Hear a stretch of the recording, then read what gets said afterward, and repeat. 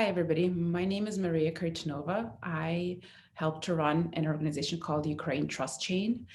And I wanted to tell you a little bit about my involvement and about the organization. So first of all, I'm very, very grateful and thankful for the support that we have already received from your community. We're just completely blown away and humbled by the outpouring of the support and donations. And it's been incredible. We're not the only ones who are thankful. One of our US counterparts was talking to the volunteer teams we support in Ukraine.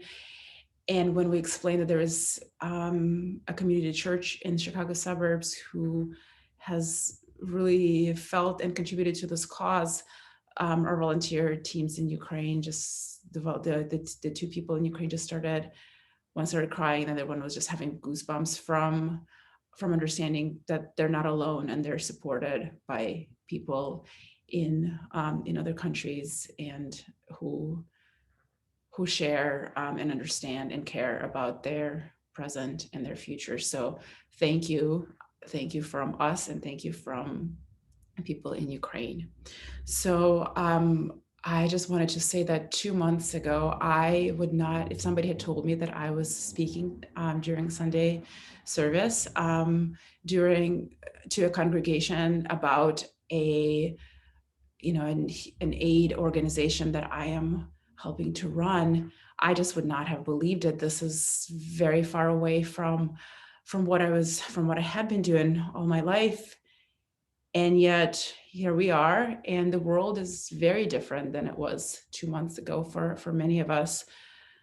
Today actually marks exactly 2 months of the unprovoked, barbaric, completely incomprehensible invasion of Ukraine by Russia. And on February 24th, 2022, I don't think it's too dramatic to say that my world changed, and that event just shook me to the core, to the level that I found surprising and difficult to comprehend. I grew up in Ukraine. I came to the United States in the mid-90s from Kharkov, which is on the east part of Ukraine, very close to Russia. I grew up speaking Russian because it was Soviet Union, because it was the eastern parts, the Russian-speaking parts of Ukraine. My children, my Americans' children, first language is Russian, and my Ukrainian childhood seemed very far away.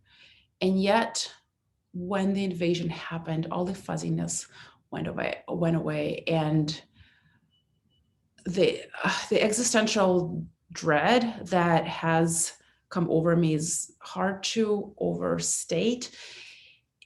It felt, when something tragic or traumatic happens, when there's a significant loss, and it's hard to make sense of the world, because on the one hand, everything seems the same. The sun mostly shines. The cars are driving. People are polite and ask how you are. Everything is the same. And yet the world changes in these imperceptible ways that are hard to make sense of and that are hard to process. And that's where I found myself in late February, trying to understand how to make sense of the atrocities that I was seeing unfolded towards my home country and towards the city where I grew up.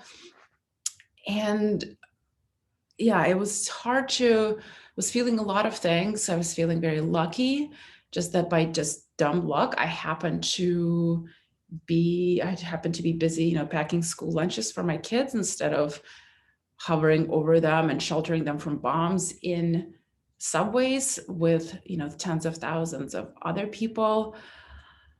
But more than that, I also just felt incredibly helpless, and the helplessness was really difficult to take. I'm the kind of person that likes to do things to solve a problem solver in many ways. And it just felt like, well, there's nothing I can do. I'm here. The war is there. I can't quite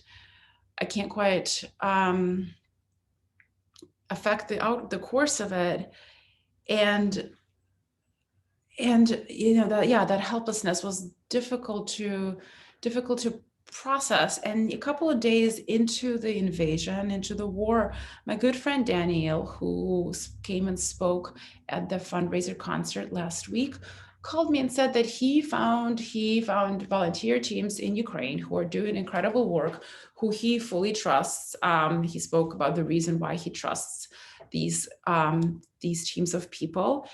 And I said, "Oh, that's great. And how can I help?" And he said, "Well, how about you ask your networks of people about making donations, your personal, professional networks, and see if they can donate."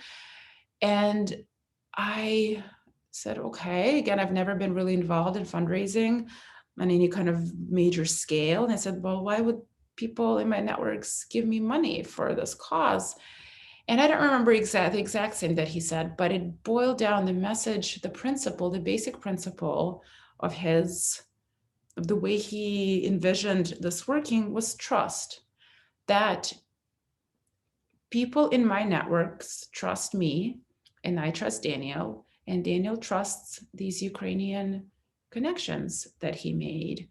And through this limited number of connections, through this small chain of trustful connections, money can go from the United States directly into Ukraine. Money can go from people who care on this side of the ocean to the people who need it desperately on the other side of the ocean. And that idea felt very powerful. The idea that trust can be a building principle of a way to help my country just felt huge, because among other things, the war eroded a sense of trust, I think not only in me, but in many others. It eroded a sense of trust in countries and government and sovereignty, and just general understanding that kind of there is an order to life in languages and just all kinds of things. And the idea that a principle of trust among specific people can not just maybe if not offset, but contribute to the good of the other side of the war, contribute to the humanity, to the ability to help people who need it the most, just felt very real and powerful, and something that I needed to grasp and hold on to. And so I jumped right in and drafted a Google document and just asked very hesitantly for donations. Daniel created a Zoom call with a few friends who were interested, and some others who kind of came across us. And very quickly, Ukraine Trust Chain was born.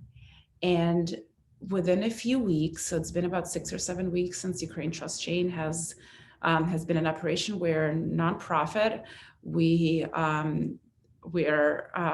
pending the official 501c3 status from the IRS, but we're an official organization. We have deployed close to $600,000 to Ukrainian teams.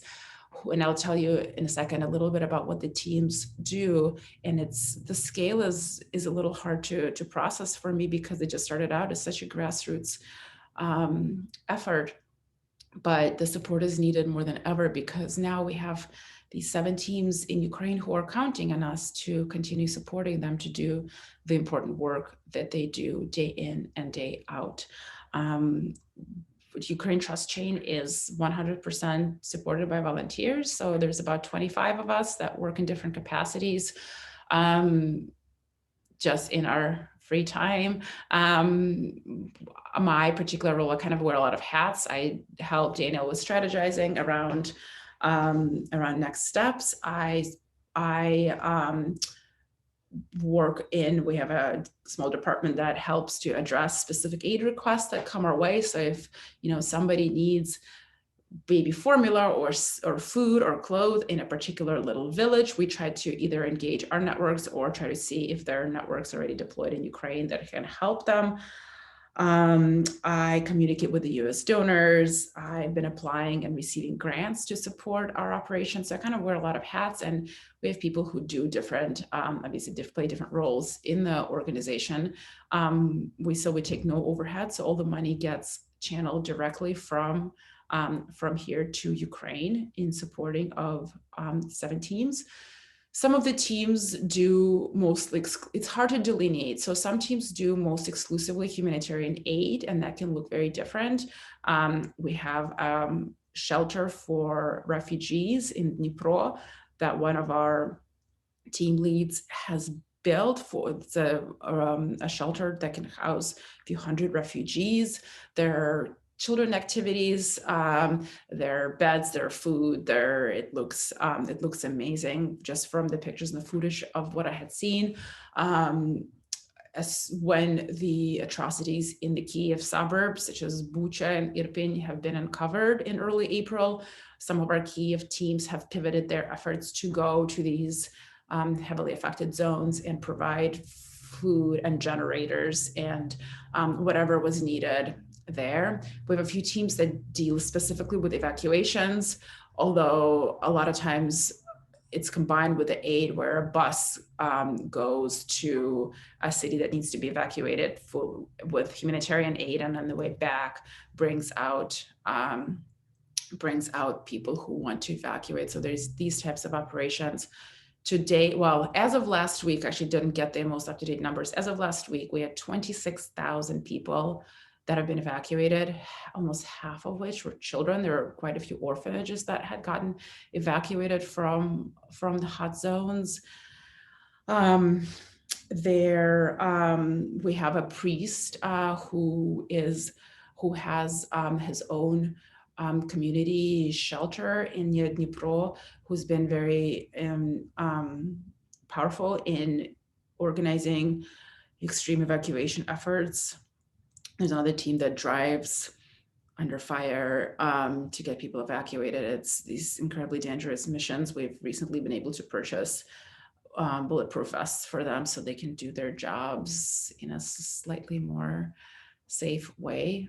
So there's a lot of specific, well, all of the way we operate is that there's a specific budget for each team, and the teams themselves decide where, because it's easier for them to understand and to know where the funding goes, as opposed to us from the United States telling them, well, you should buy bread, because maybe bread is not what they need. Maybe they need generators. Maybe they need to go to Bucha and feed the people there. It's just, it's very clear to them what the needs are. It's less clear to us. And so we fund their operations. We trust them.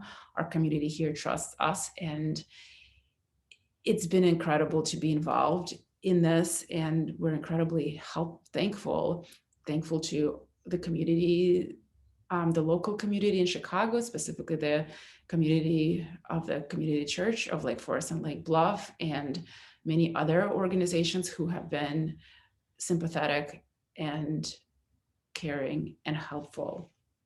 We're very thankful for your support. I was excited to come and speak to you in person, and I'm sorry the weather hasn't cooperated. Maybe we can do this in a few weeks when the weather is nicer. You can reach out to us with any questions or comments. Our website is ukrainetrustchain.org. The one specific,